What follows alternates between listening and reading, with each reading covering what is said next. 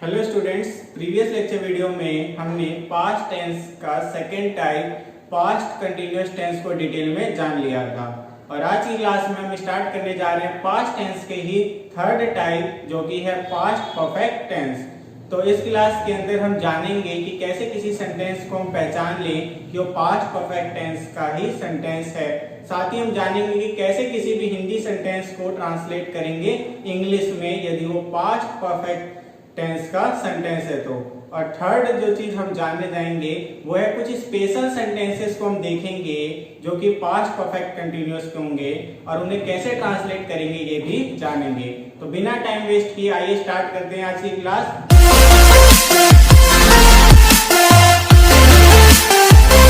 तो जैसा कि आपको मैंने पहली बात बताई कि कोई भी सेंटेंस अगर आपको हिंदी में मिलता है तो आप उनमें क्या चीजें देखोगे जिससे आपको पता चल जाएगा कि वो पास्ट परफेक्ट टेंस का ही सेंटेंस है।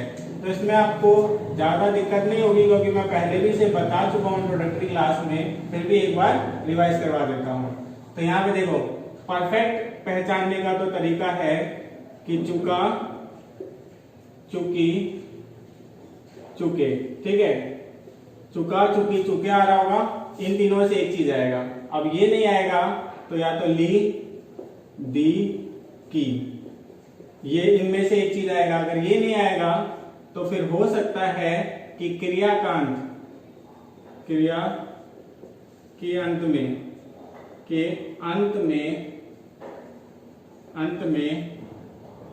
आ, ए, ई की मात्रा आपको लगी हुई दिखेगी, दिखती है। ठीक है, तो यानी कि अगर आपको परफेक्ट पहचानना है तो चुका, चुकी, चुके आ रहा होगा, इन तीनों में से कोई एक चीज आ रहा होगा, या फिर ली, दी, की में से एक चीज आ रहा होगा, या फिर क्रिया के अंत में आ, ए, ई की मात्रा से क्रिया अंत हो रही होगी। ठीक है, तो ये चीजें याद रखनी है। तो ये तो है परफेक्ट की पहचान। और पास्ट की आपको ऑलरेडी बता चुका हूं, था, थे, थी।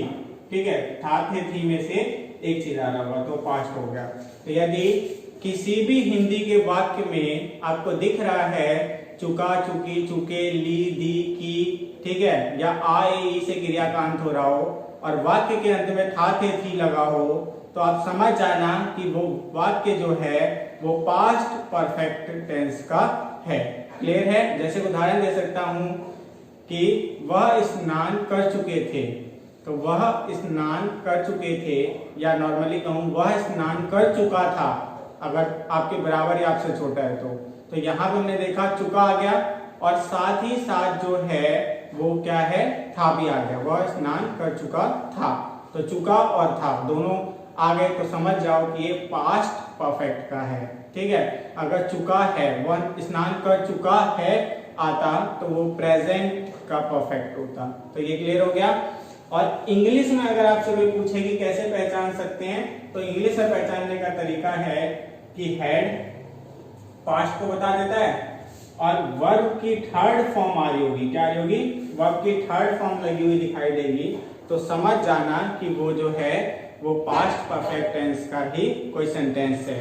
अगर मैं एग्जांपल दूं तो जैसे मैंने कहा वह स्नान कर चुका था, तो ही हैड टेकन बाथ। ठीक है, तो यहाँ पे मैं कह सकता हूँ ही हैड टेकन बाथ, तो इसे यही कहते हैं वह स्नान, उसने स्नान कर लिया था, तो ही हैड टेकन बाथ। तो इस ढंग से जो है आप इंग्लिश और हिंदी में पहचानते हो। तो अब अगर आपसे कोई भी पूछ लेगा कि हिंदी का कोई वाक्य कैसे हम जानेंगे कि वो पास्ट परफेक्ट का है, तो तुरंत बता देना कि ऐसे वाक्य जिसमें चुका, चुकी, चुके, ली, दी, की, या फिर नॉर्मली कहें तो आए, इसे क्रियांत हो रहा हो और साथ में अंत में वाक्य था, थे, थी लग रहा हो, तो वो सारे वाक्य जो हैं वो प्रेजेंट वो पास्ट परफेक्ट होते हैं। वहीं दूसरी तरफ जो है इंग्लिश में कैसे हम जानेंगे, तो इंग्लिश में दो तरीके से जान जाते हैं। हेड लगा होगा सेंटेंस में कहीं पे और साथ ही साथ वर्ब की थर्ड फॉर्म यूज हो रही होगी। तो वर्ब की थर्ड फॉर्म दिख जाए, हेड दिख जाए, कह देना कि पास्ट परफेक्ट का ही सेंटेंस है। तो अब आइए ट्रांसलेशन की बात करते हैं। अब ट्रांसलेशन में आपको पता है कि पहले किस सेंटेंसेस की हम ट्रांसलेशन करते हैं, एफर्मेटिव की। तो एफर्मेटिव स्टार्ट करते हैं। तो एफर्मेटिव के लिए हमें कोई कुछ खास रूल नहीं जानना, बहुत सिंपल होते हैं। एक तो ये कि हैड आएगा। ठीक है, इसमें प्रेजेंट की तरह हैव वाला चक्कर नहीं है, हैड आता है और ये सारे सब्जेक्ट के लिए आएगा। ठीक है, अब वो सब्जेक्ट चाहे प्लूरल हो, ठीक है, एक वचन हो या बहुवचन हो, सिंगुलर, यानी कि सिंगुलर एक वचन हो या बहुवचन हो, बहुवचन के लिए भी और एक वचन के लिए भी। तो यहाँ पे जो चीज आपको क्लियर रखनी है वो क्या रखनी है कि हेड लगता है और वो सिंगुलर सब्जेक्ट्स के लिए भी लगेगा और प्लूरल सब्जेक्ट के लिए, यानी ऑल सब्जेक्ट के लिए। ठीक है, दूसरी चीज जो याद रखनी है वो ये कि वर्ब की थर्ड फॉर्म आती है। क्या आती है? वर्ब की थर्ड फॉर्म। अब चाहे परफेक्ट प्रेजेंट का हो, पास्ट का हो या फ्यूचर का हो, वर्ब की थर्ड फॉर्म परफेक्ट की पहचान होती है। जैसे कंटिन्यूअस की वर्ब की फर्स्ट फॉर्म प्लस आईएनजी है ना, आता ही आता है, चाहे प्रेजेंट हो, पास्ट हो, फ्यूचर हो। वैसे वर्ब की थर्ड फॉर्म प्रेजेंट हो, पास्ट हो, फ्यूचर हो, परफेक्ट को इंडिकेट या डिनोट करता है। तो ये हो गया। अब वर्ब की थर्ड फॉर्म भी आती है, ये भी याद रखना है। ठीक है, फॉर्मेट की बात करूं तो फॉर्मेट भी बहुत सिंपल होता है। सबसे पहले सब्जेक्ट आएगा, फिर जो है हेड आएगा, फिर वर्ब की थर्ड फॉर्म, कोई प्रीपोजिशन है तो प्रीपोजिशन, और लास्ट में ऑब्जेक्ट और फिर फुल स्टॉप। तो देखो, सबसे पहले सब्जेक्ट, फिर हेड, फिर वर्ब की थर्ड फॉर्म, और प्रीपोजिशन ऑब्जेक्ट है तो प्रीपोजिशन ऑब्जेक्ट भी आ जाएगा। अब आते हैं कुछ एग्जांपल भी। ठीक है, तो यहां पे मैं कह सकता हूं संगीता गाना गा चुकी थी। ठीक है, तो संगीता गाना गा चुकी थी, तो यहाँ पे चुकी और थी दोनों चीज आ गया, तो समझ जाओ कि ये पास्ट परफेक्ट का सेंटेंस है। अब इसकी इंग्लिश ट्रांसलेशन कैसे होगी? सब्जेक्ट सबसे पहले, तो संगीता, सब्जेक्ट क्या था? संगीता। उसके बाद सब सारे सब्जेक्ट के लिए हेड ही आता है, तो हेड। ठीक है, संगीता हेड। अब सिंग की थर्ड फॉर्म क्या होती है? तो अभी यहाँ पे हमें क्या लाना है? वर्ब की थर्ड फॉर्म लानी है, तो सिंग, सैंग, संग।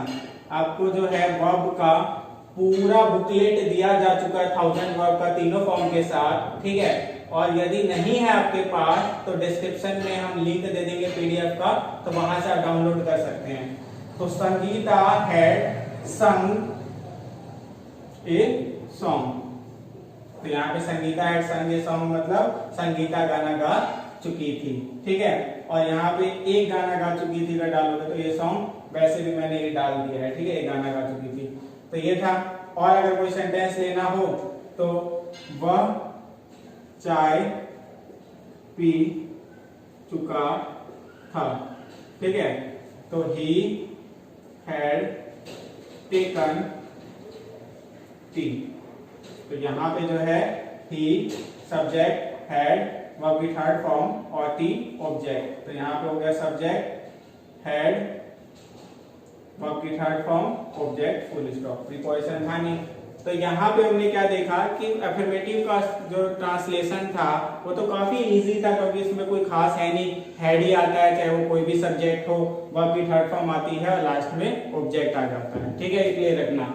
अब यहाँ पे बच्चों को एक और चीज की दिक्कत होगी अगर वो और ज्यादा पढ़ने की कोशिश करेंगे, वो कि पास्ट इंडेफिनिट और जो पास्ट परफेक्ट है उसमें कुछ बच्चों को कभी कभी डाउट हो जाती है। वो कैसे दिखाता हूं, देखो, मैंने खाया, अगर मैंने ऐसे लिखा तो ये तो पास्ट इंडेफिनिट है, मैंने खाया। मैंने आपको बताया था कि उसमें जो है दो तरीके के पास्ट इंडेफिनिट होते हैं। एक होता है जिसमें कि क्रिया का अंत आते से हो रहा है और अंत में थाते लगता है, और दूसरे तरह के पास्ट इंडेफिनिट होते हैं जिनकी क्रिया का अंत जो है आ ए ई की मात्रा से हो रहा होता है और लास्ट में थाथेती नहीं आता। तो इसमें लास्ट में थाथेती नहीं आ रहा और आ की मात्रा से अंत हो रहा है क्रिया, तो यानी कि ये पास्ट इंडेफिनिट हो गया। इसी में मैं अगर कह देता हूं मैंने खाया था, ठीक है, अब मैंने कह दिया मैंने खाया था, अब ये हो गया पास्ट परफेक्ट, यानी एक था लगाने से जो है वो मतलब पूरा बदल गया, स्टेट पूरा बदल गया। ठीक है, तो इस ढंग से आपको जो है पता रखना है। ठीक है, एक अगर चुका चुकी चुके, लिया दिया किया, ली दी की, ऐसे चीजें जो आ रही हो और था थे थे अंत में ना लगाओ तो वो पास्ट इंडेफिनिट के होंगे, पास्ट परफेक्ट के नहीं होंगे। पास्ट परफेक्ट होने के लिए अंत में था थे थी भी लगा होना चाहिए। तो ये डिफरेंस है दोनों में, तो इसको क्लियर रखना हमेशा। तो ये हो गया। अब आते हैं नेगेटिव सेंटेंस पे। नेगेटिव सेंटेंस की अगर बात करें तो नेगेटिव में एफर्मेटिव से कुछ ज्यादा नहीं बदलता, बस हिंदी में नहीं आ जाता है और इंग्लिश में नॉट आ जाता है। तो यहाँ पे हम वही करेंगे। तो रूल में जो है मैं कुछ खास नहीं लिखूंगा, लिख देता हूं same as affirmative. Same as affirmative मतलब, सेम एज एफर्मेटिव का मतलब हो गया कि जो एफर्मेटिव के रूल थे वही रूल जो है वो नेगेटिव के भी हैं। ठीक है, बस एक ये लगा देना नॉट, और नॉट किसके बाद आएगा? आफ्टर हेड, हेड के बाद। ठीक है, तो ये क्लियर रखनी है कि हेड के बाद बस नॉट आ जाएगा। तो रूल हो गया। अब आते हैं फॉर्मेट पे। तो फॉर्मेट की अगर बात करूं तो फॉर्मेट में आपको क्या देखना है? सबसे पहले सब्जेक्ट, फिर हेड, और मैंने बोला है कि हेड के बाद एक नॉट चीज एक्स्ट्रा आती है, तो नॉट, फिर वर्ब की थर्ड फॉर्म, प्रीपोजिशन अगर होगा तो प्रीपोजिशन, ऑब्जेक्ट, और लास्ट में फुल स्टॉप। तो यहाँ पे दोनों के फॉर्मेट में बस एक नॉट चेंज हुआ, बाकी सारी चीजें जो है वो सेम है। ऐसे ही एफर्मेटिव से नेगेटिव में रूल में क्या चेंज हुआ? तो एक नॉट एक्स्ट्रा आ गया, वो भी हेड के बाद, बाकी सारे रूल्स सेम हैं। ठीक है, अब एग्जाम्पल की बात करें तो कुछ एग्जाम्पल ले लेते हैं। तो जैसे इसमें जो एग्जाम्पल लिए होंगे उसमें नहीं लगा दोगे तो जो है वो नेगेटिव के सेंटेंसेस बन जाएंगे। तो यहां पे मैं कह सकता हूं कि रोगी ने दवाई नहीं ली थी। अब यहां पे मैंने कहा रोगी ने दवाई नहीं ली थी। अब रोगी के जगह पे आप मरीज भी इस्तेमाल कर सकते हो, मरीज ने दवाई नहीं ली थी। तो अब यहाँ पे जो है इसकी ट्रांसलेशन करनी है तो सबसे पहले सब्जेक्ट ढूंढो। सब्जेक्ट है रोगी, रोगी को कहते हैं पेशेंट, पेशेंट, उसके बाद आएगा हैड और फिर आएगा नॉट। तो पेशेंट हैड नॉट। अब दवाई लेने को भी टेकन कहेंगे। ठीक है, टेकन। तो patient had not, third form टू का टेकन, और दवाई की क्या होती है? Medicine, medicine. ठीक है, तो patient had not taken medicine. तो कोई भी ऐसी चीज जब हम लेते हैं जो हमें आगे क्या करना पड़ता है, स्टेप बाय स्टेप लेना पड़ता है। चाहे चाय हम पीते हैं तो देखा होगा चुस्कियों में पीते हैं, या दवाई लेते हैं तो आगे एक बार में पूरा नहीं लेते हैं। अगर टैबलेट ले रहे हैं तो एक एक करके ले रहे हैं, और सिरप ले रहे हैं तो एक ढक्कन करके ले रहे हैं। तो यहाँ पे नॉर्मली जो है आपको यही याद रखना है कि जो भी चीज हम स्टेप बाय स्टेप लेते हैं उसके लिए हम टेकन यूज करते हैं, और जो हम कंटिन्यूअस ले पाते हैं जैसे मिल्क हो गया, जूस हो गया, तो उसे हम ड्रिंक कहते हैं। क्या कहते हैं? ड्रिंक। तो ड्रिंक लगाते हैं तब जब हम कंटिन्यू ले रहे हैं, और टुक इस्तेमाल और टेक इस्तेमाल करते हैं जब हम स्टेप बाय स्टेप ले रहे होते हैं। तो टेक का थर्ड फॉर्म होता है टेकन, तो यहाँ पे हमें थर्ड फॉर्म यूज करना था तो टेकन लगाया। अगर ड्रिंक यूज करना होता, जैसे दूध पीने की बात होती कि रोगी दूध नहीं पी रहा है, जैसे यहाँ से होता रोगी आगे ने दूध नहीं पिया था, रोगी ने दूध नहीं पिया था, तो वहां पे जो है हम कहते हैं ड्रिंक, ड्रिंक, ड्रंक। तो यहाँ पे होता patient had not drunk milk, तो यहाँ पे हम ड्रंक इस्तेमाल करते हैं। तो टेकन इसलिए किया क्योंकि वो दवाई की बात थी, दूध की बात होती तो ड्रंक करते। तो ये क्लियर है। तो ये था आपके एफर्मेटिव और नेगेटिव के हिंदी सेंटेंसेस को ट्रांसलेट कैसे करेंगे, इसका पूरा आपके रूल एंड फॉर्मेट। तो इसको नोट डाउन करो, फिर आगे कंटिन्यू करते हैं।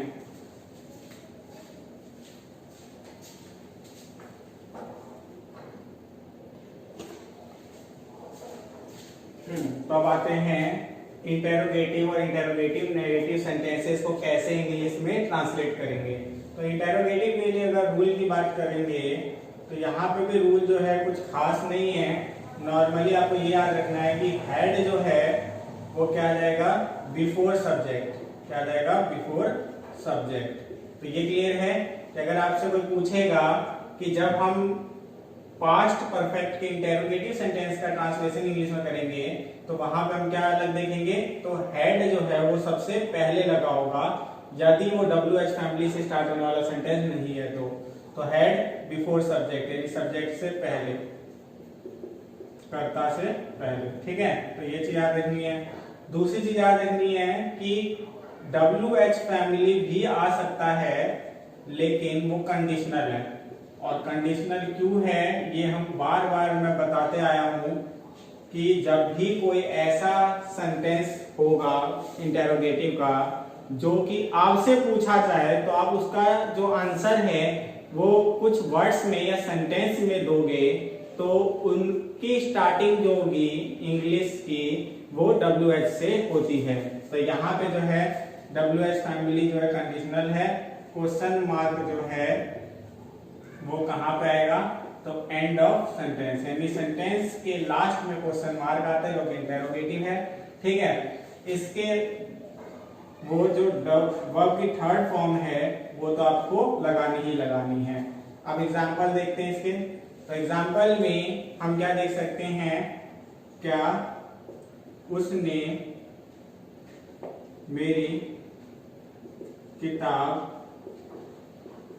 दे दी थी।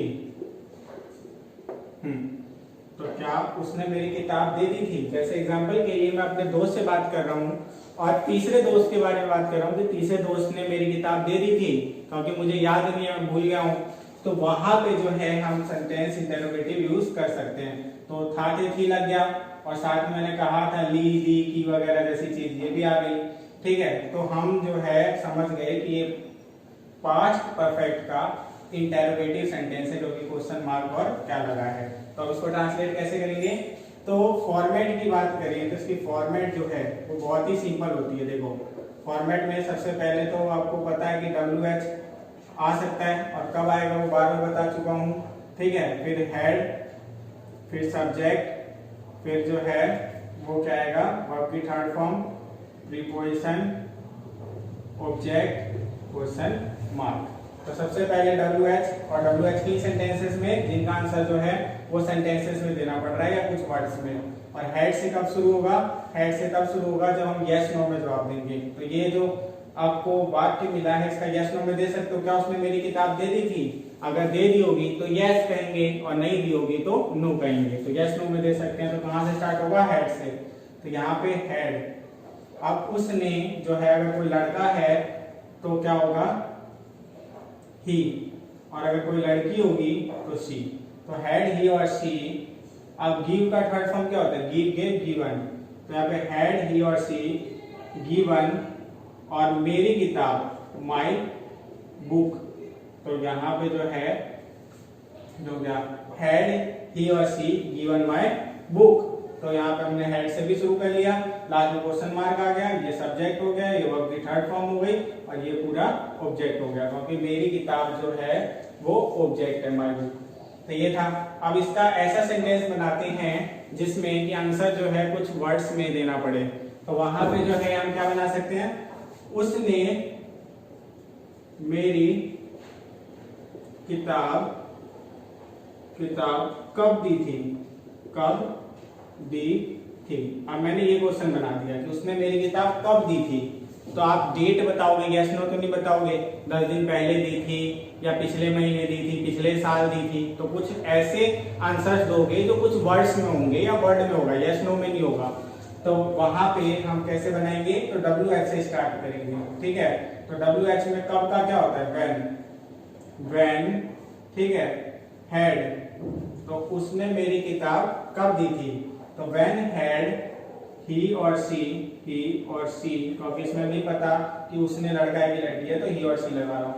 तो when had he or she given my book, question mark. तो यहाँ पे जो है हमने क्या किया, WH फैमिली ले आए।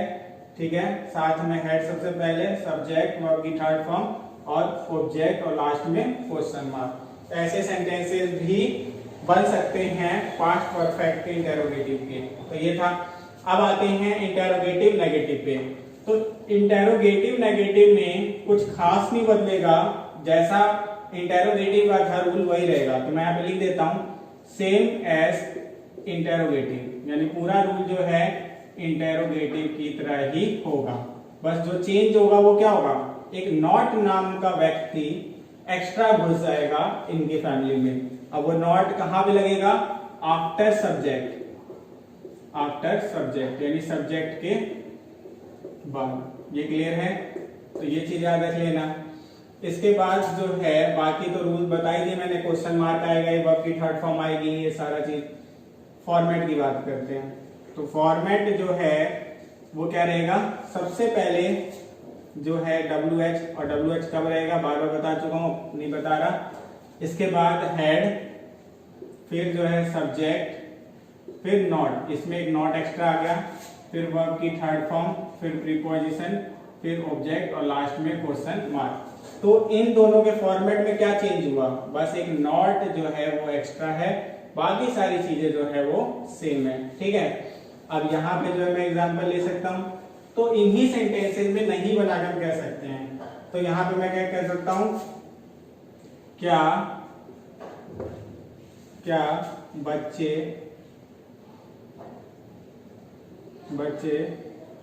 खेलकर नहीं आए थे। ठीक है, मैंने कहा क्या बच्चे खेलकर नहीं आए थे, तो यहाँ पे मैंने क्या किया, नहीं एक्स्ट्रा लगा दिया, और मैंने कहा क्रिया के अंत में आई से हो रहा हो अंत, तो ए से हो रहा है, और था थे थी में से एक चीज लगे, तो यानी नहीं है और आई से अंत हो रहा है और थे, तो नेगेटिव तो है ये सेंटेंस नहीं होने के कारण, और साथ में पास्ट परफेक्ट का नेगेटिव है। ठीक है, और क्या लगा हुआ है, क्वेश्चन मार्क लगा हुआ है, तो इंटेरोगेटिव भी है, तो इंटेरोगेटिव नेगेटिव पास्ट परफेक्ट का।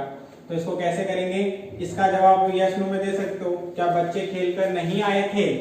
तो यहाँ पे मैं जो है देखता हूं कि नॉर्मल अगर सेंटेंस की बात करूं तो इसमें हम यस नो में जवाब दे सकते हैं। कैसे, तो क्या बच्चे खेलकर नहीं आए थे, तो नहीं अगर आए होंगे तो यस कहेंगे, और आ चुके होंगे तो कहेंगे नो।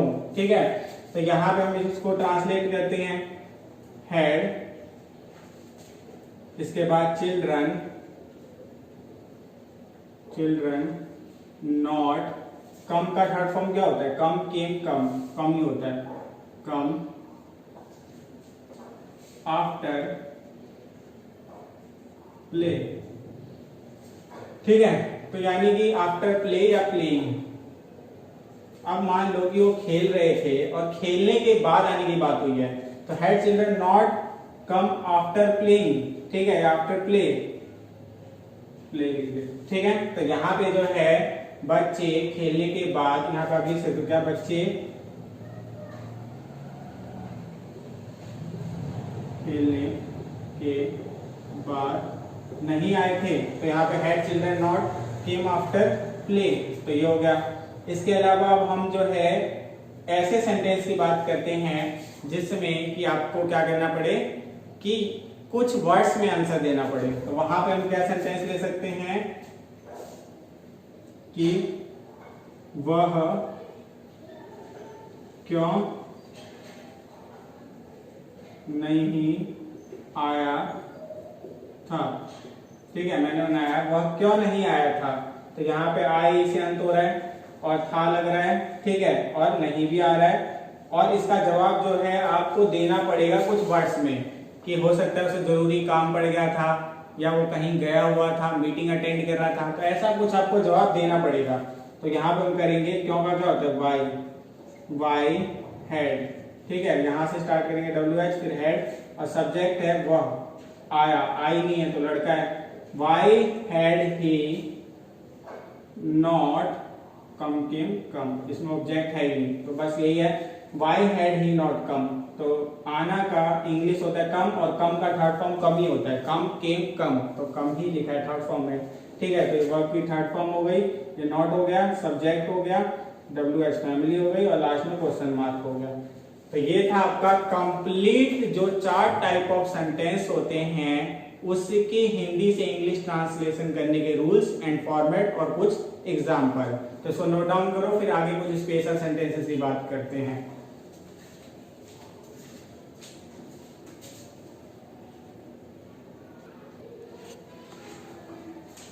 अब बात करते हैं कुछ स्पेशल सेंटेंसेस पे। तो ये स्पेशल सेंटेंसेस के लिए आपको एक चीज क्लियर कर देता हूँ कि इन सेंटेंसेस के अंदर पास्ट परफेक्ट तो यूज हो ही रहा होता है, साथ के साथ पास्ट इंडेफिनिट का पार्ट भी होता है। अब जैसे एग्जांपल बताता हूँ कि ये सोने से पहले वह अपनी किताब पढ़ चुकी थी।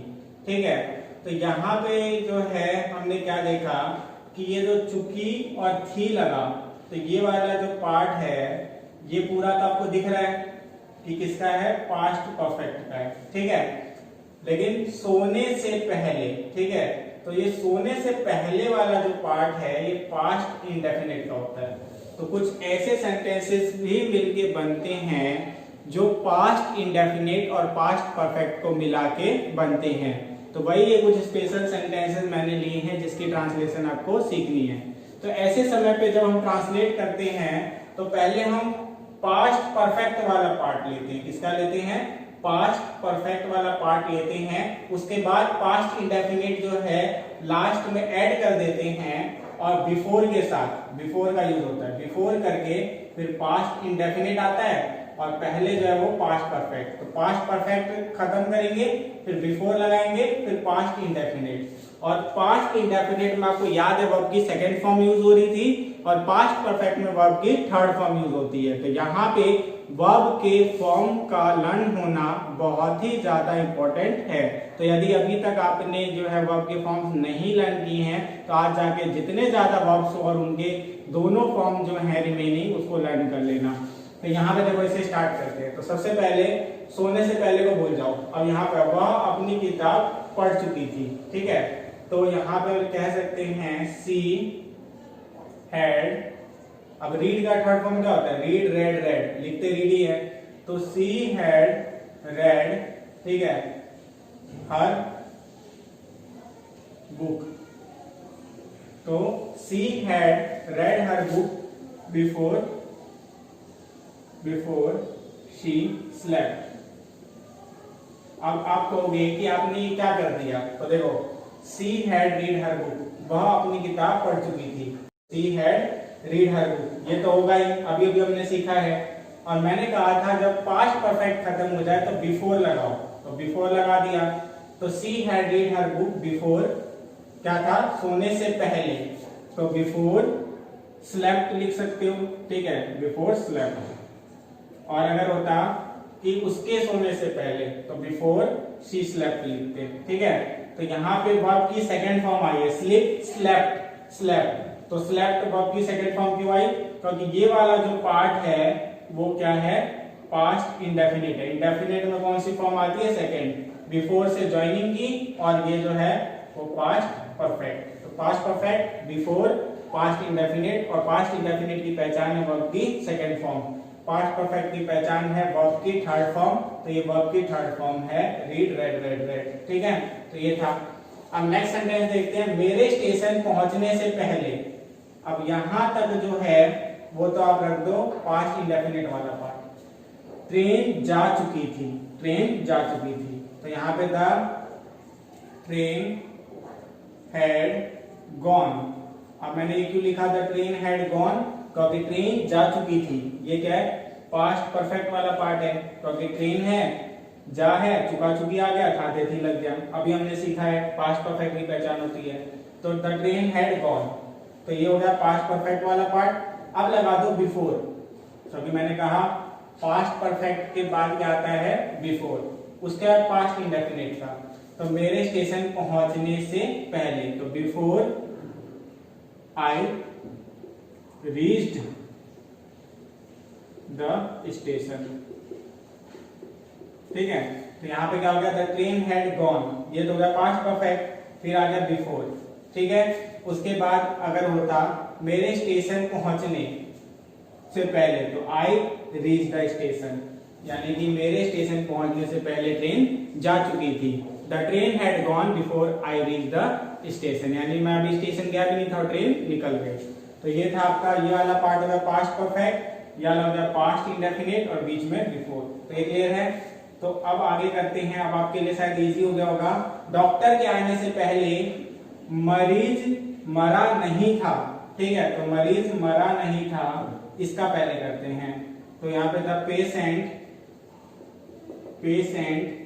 Had not died. ठीक है, अब ये देखो ये क्या है कि पास्ट परफेक्ट वाला पार्ट है, the patient had not died, negative है। ठीक है, परफेक्ट का पास्ट परफेक्ट का नेगेटिव सेंटेंस है, the patient had not died before. अब इसका क्या आता है, पास्ट इंडेफिनिट, डॉक्टर। और इंडेफिनिट में क्या होता है, वर्ब की सेकंड फॉर्म आती है, तो वर्ब की सेकंड फॉर्म क्या हो जाएगी, कम केम के। ठीक है, तो the patient had not died before doctor केम।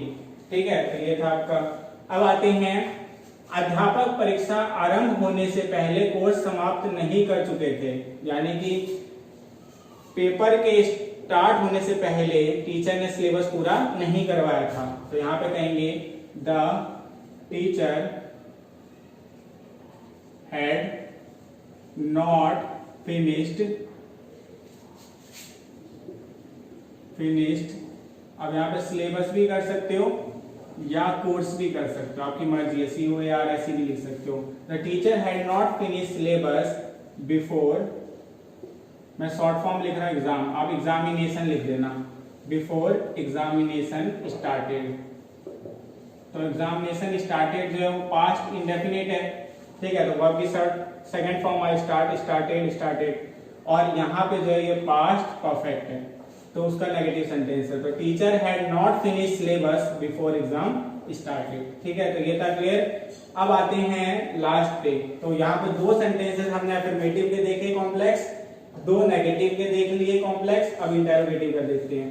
क्या मेरे स्कूल पहुंचने से पहले घंटा बज चुका था, तो यहाँ पे होगा कि द बेल, यहाँ पे नहीं, हैड बेल रैंग रंग, तो had bell rang before I reached the school. अब यहां पे जो मैंने क्या किया, तो क्योंकि ये जो था क्या आ गया, क्वेश्चन मार्क है, यानी कि पास्ट परफेक्ट वाला जो पार्ट है वो इंटेरोगेटिव है, तो हेड से शुरू होता है, यस नो में जवाब दे सकते हैं। तो हैड बेल रंग, ठीक है, हैड बेल रंग जो है वो पास्ट परफेक्ट का इंटेरोगेटिव हो गया, उसके बाद बिफोर आ गया और फिर उसके बाद पास्ट इंडेफिनिट कर दिया।